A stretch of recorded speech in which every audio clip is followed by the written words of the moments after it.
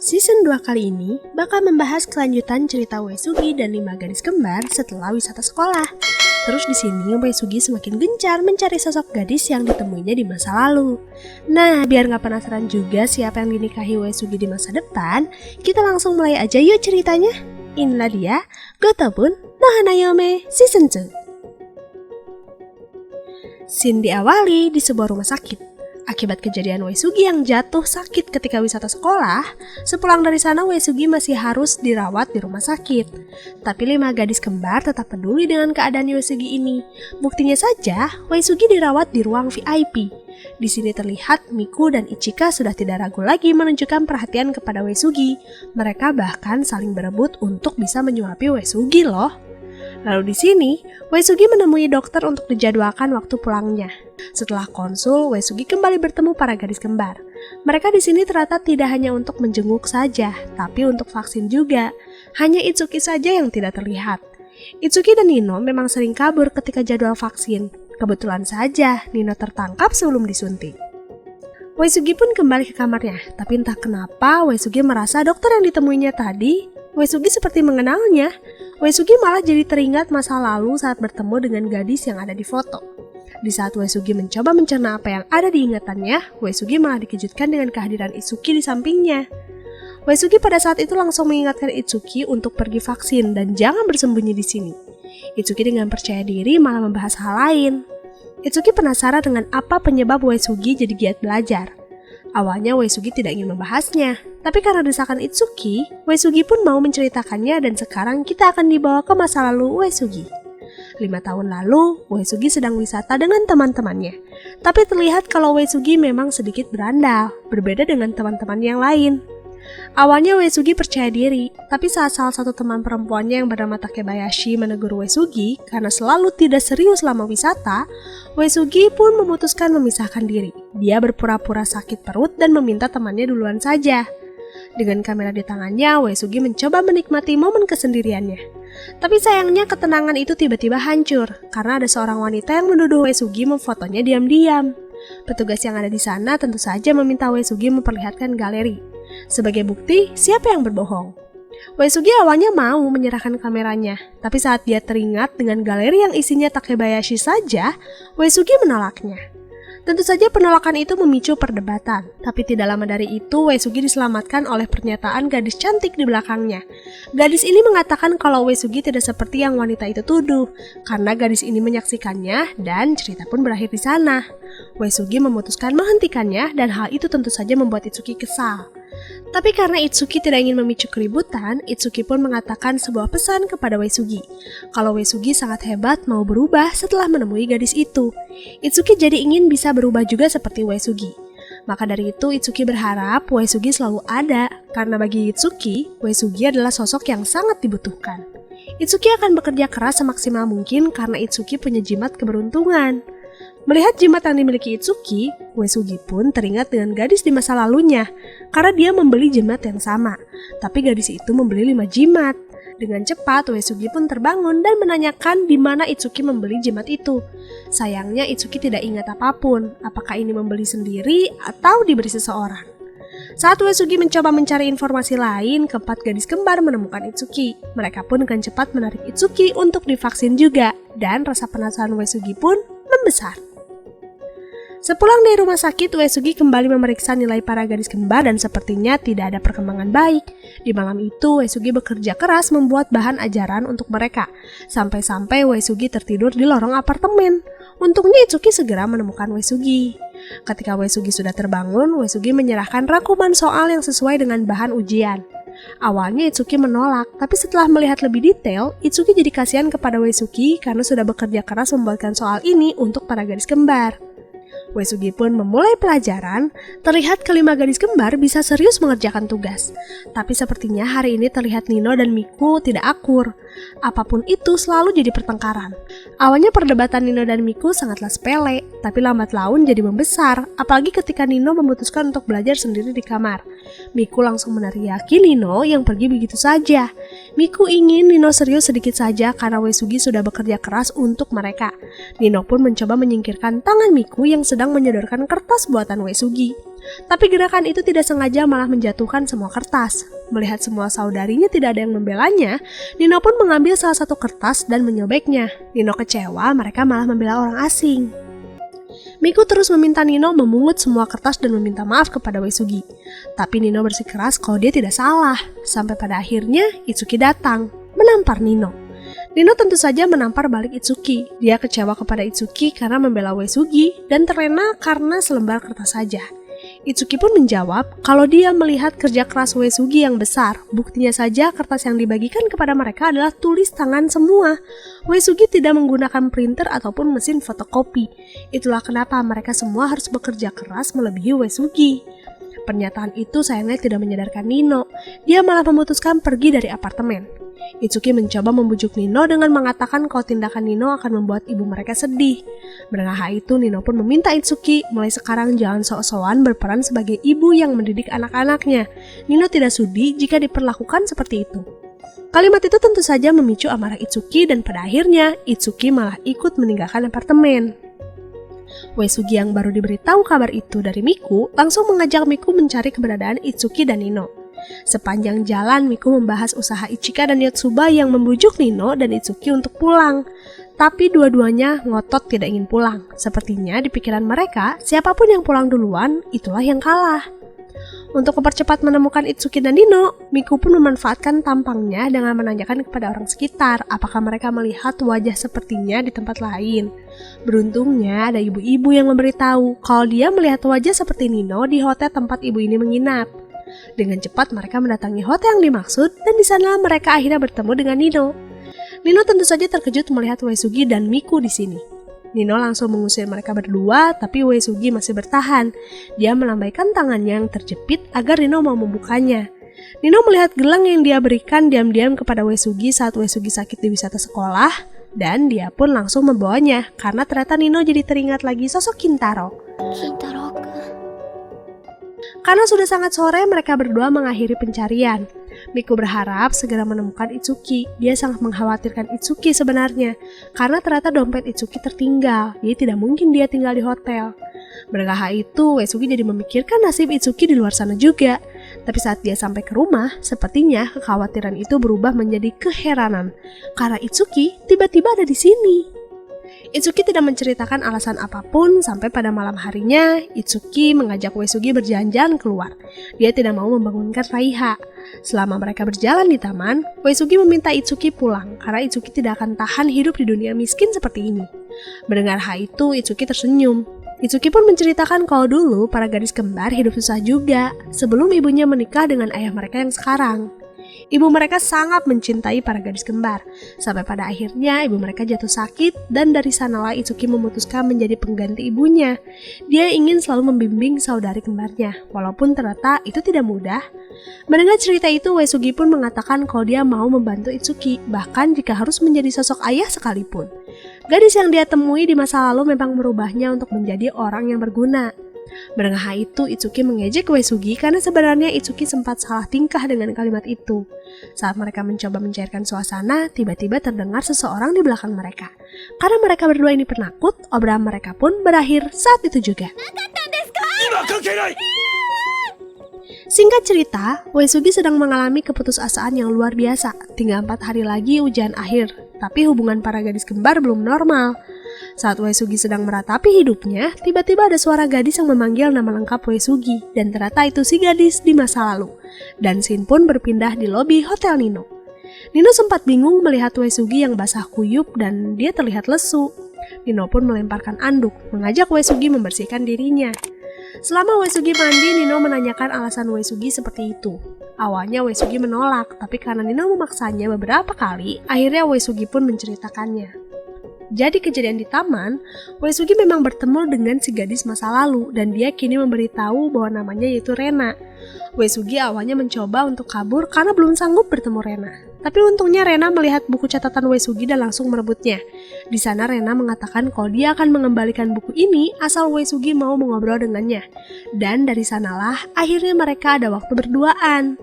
Di tengah danau, Rena menanyakan kegiatan Uesugi selama ini, dan tentu saja Uesugi menceritakan 5 gadis kembar. Setelah puas mengobrol ke sana kemari, Rena pun memberikan buku catatan Uesugi, tapi tidak dengan fotonya. Rena akan membawa foto ini dan pergi dari kehidupan Uesugi, agar Uesugi tidak terus terbelenggu dengan Rena.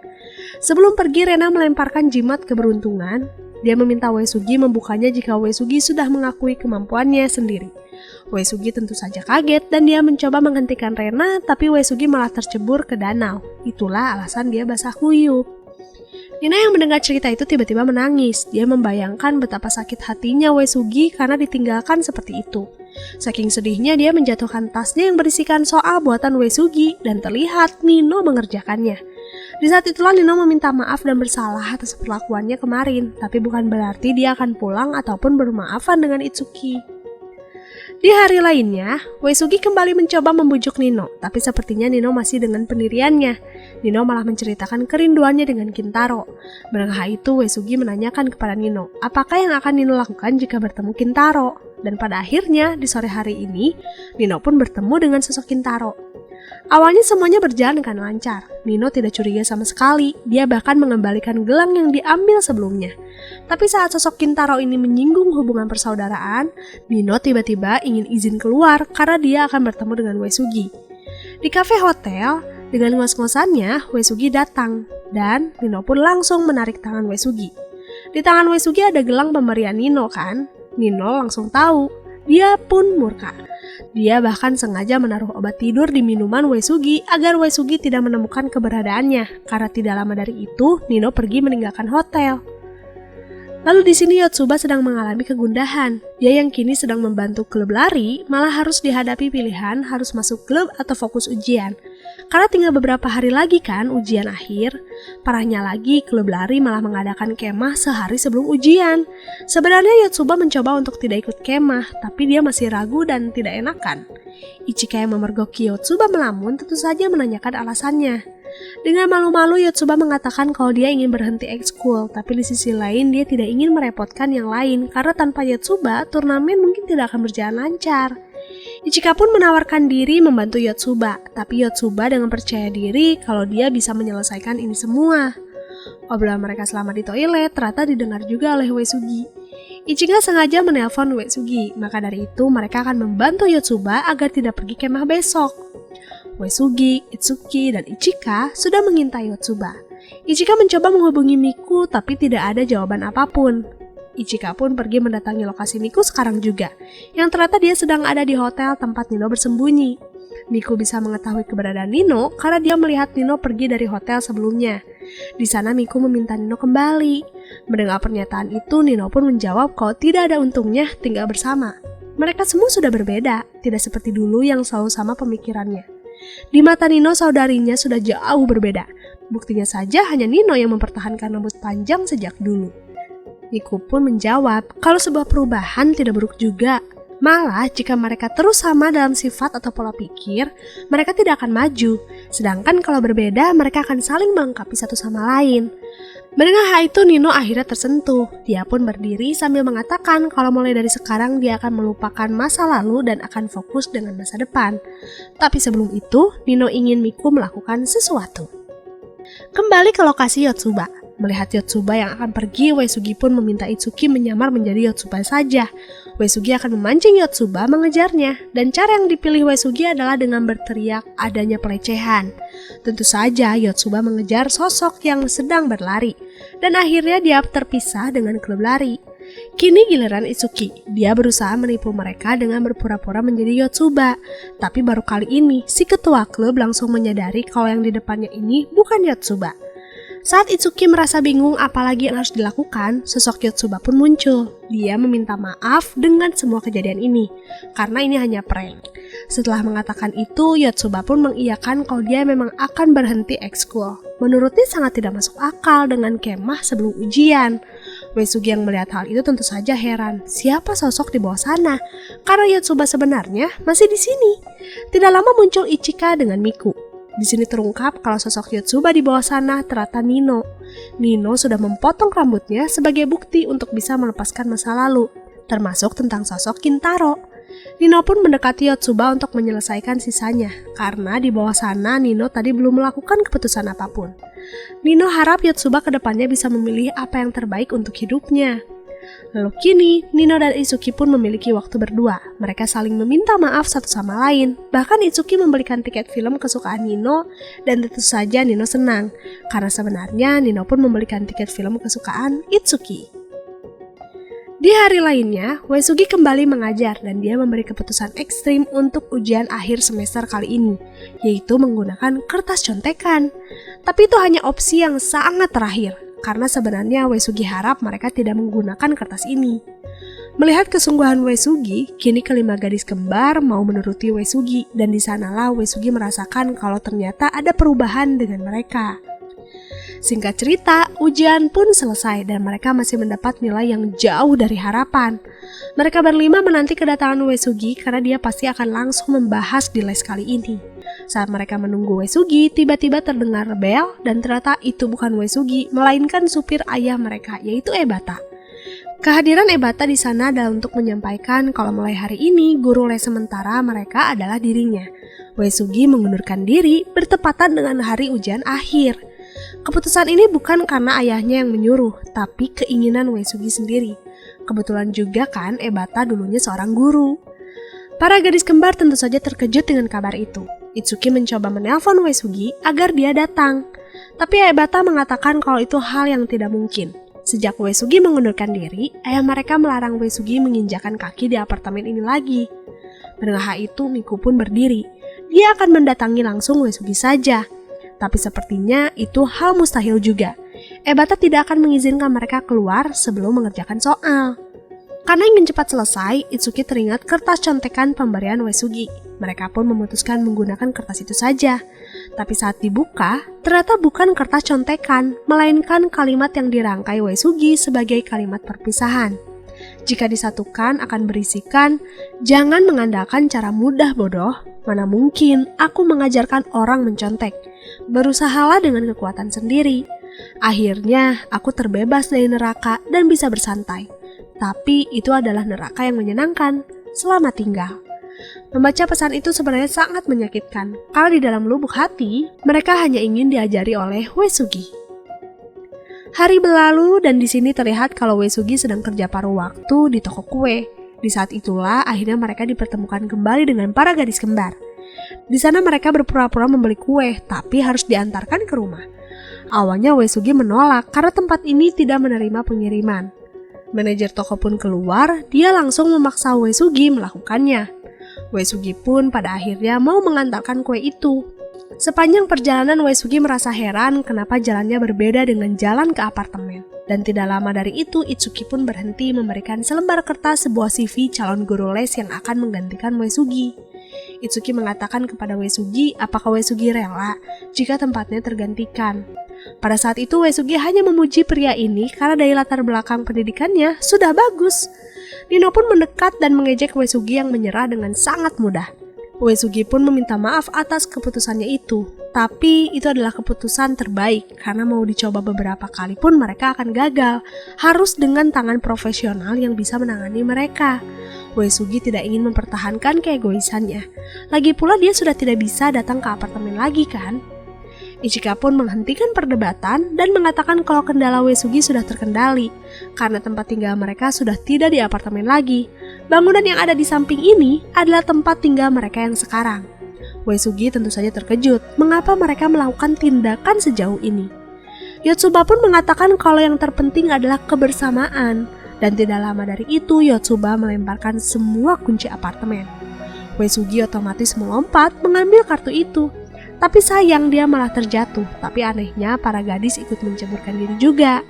Di waktu yang bersamaan Uesugi kehilangan jimat pemberian Rena. Saat Uesugi akan mengambilnya, Nino berteriak karena dia kram, dan di saat itulah Uesugi benar-benar merelakan jimat pemberian Rena, sekaligus mengiyakan permintaan para gadis kembar. Dia akan mengajar lebih keras lagi agar mereka bisa berhasil mendapat nilai terbaik. part 1 selesai nih. Sosok Rena akhirnya dilepaskan Uesugi, tapi kayaknya tidak akan berakhir di sini juga ya ceritanya. Masih ada 8 episode tersisa, yang berarti ada 2 part lagi. Sampai pada akhirnya terungkap siapa yang dinikahi Uesugi. By the way, yang udah nonton jangan kasih tahu ya, biar yang lain penasaran. Hehe. Maaf juga karena mungkin suaranya agak berbeda karena Mimin sedang batuk. Makasih buat kalian yang udah setia. Sampai jumpa lagi di next video. Ja matane, arigato gozaimasu.